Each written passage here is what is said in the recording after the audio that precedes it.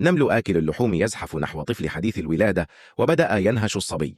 لحسن الحظ وصلت الأم في الوقت المناسب، وأمسكت الطفل ورمته بعيدا، لكنها حصرت وسط النمل. التهم النمل الأم حتى لم يتبقى منها سوى الرماد. النمل الذي لم يشبع اندفع نحو القرية، فذعر القرويون وبدأوا يفرون. لكن النمل سريع للغاية، إذ سرعان ما لحق بالحشد انزلقت إحدى النساء وسقطت، فالتهمها النمل حتى لم يبق منها أي أثر. للقضاء على النمل استخدم الجنود قاذفات اللهب، لكنها لم تكن فعالة. مع ازدياد أعداد النمل خطرت لهم فكرة ذكية، ركبوا الدراجات النارية وسكبوا البنزين على الأرض.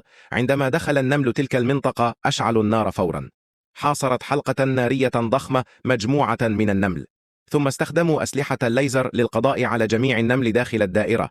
للقضاء التام على النمل توجه الجنود بأسلحتهم لعش النمل، ليكتشفوا أن النمل اصطف على شكل أفعى.